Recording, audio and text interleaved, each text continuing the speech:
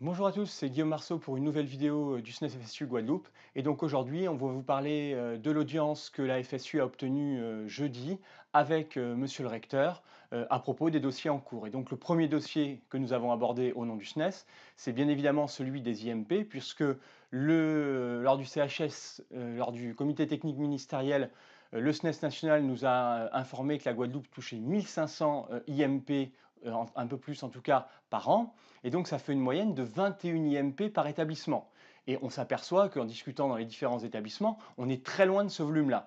Et donc, ce qu'on a souhaité obtenir auprès de monsieur le recteur, c'est d'avoir un détail en comité technique académique qui nous soit fourni au plus vite de chaque IMP, du détail des IMP donnés dans chaque établissement, parce qu'on considère qu'il y a des heures qui disparaissent, c'est de l'argent, et au lieu de rémunérer les collègues pour les missions qui sont effectués, eh bien cet argent disparaît on ne sait où. Et donc au nom de la transparence, nous avons demandé à ce que ces chiffres nous soient enfin communiqués, sachant que plein d'académies, comme l'académie de Dijon, fournissent sans problème ces documents.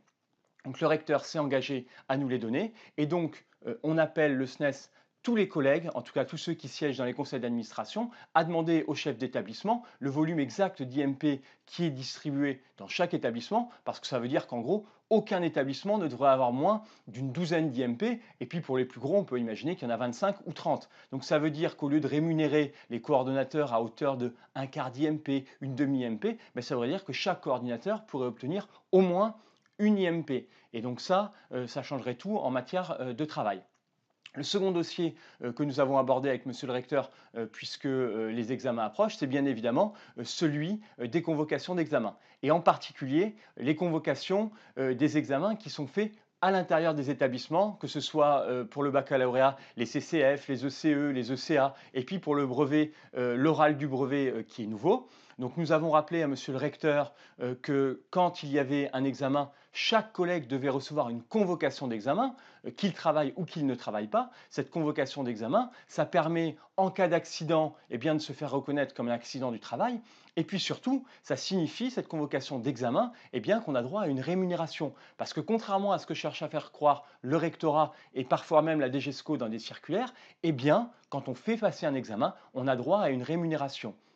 Et aujourd'hui, beaucoup de centres d'examen et puis beaucoup de chefs d'établissement disent à l'oral, bon, ben, vous venez tel jour pour faire passer l'examen, mais à l'arrivée, ce qui se passe, c'est que les collègues ne sont pas rémunérés. On leur dit, ah, vous savez, il n'y a, pas, y a rien qui est prévu. Si, il y a des choses qui sont prévues, il y a des textes de loi qui prévoient de payer un examen. Le travail n'est pas gratuit. À nous de faire reconnaître ce travail, parce que bien évidemment, nous sommes des professionnels, nous ne sommes pas des bénévoles, et donc faire passer un examen, certes, ça fait partie de nos missions, mais nous devons être rémunérés pour cela.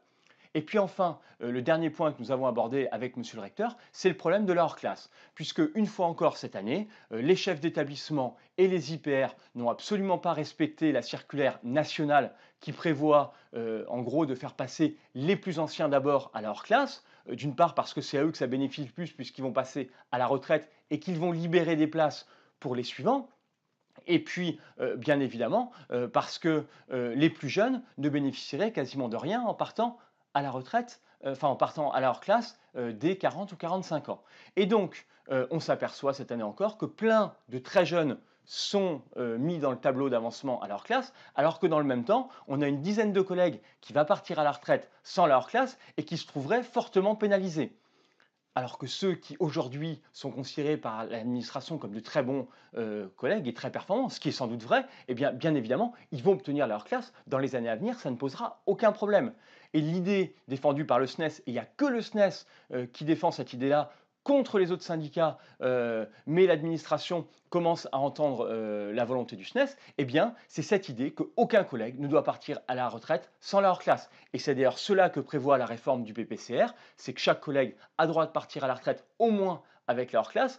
Et donc cette année, on est dans la dernière cohorte avant la mise en place du PPCR. Et donc c'est très important pour nous, bien évidemment, de gagner cette dizaine de collègues qui partent à la retraite avec la hors-classe. Donc le recteur s'est engagé à étudier la situation. Nous vous tiendrons au courant de la suite et des réponses qui nous sont apportées aux différents points que nous avons abordés.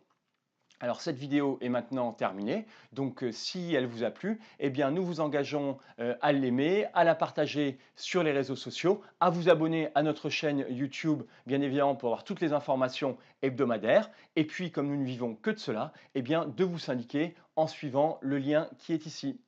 À bientôt.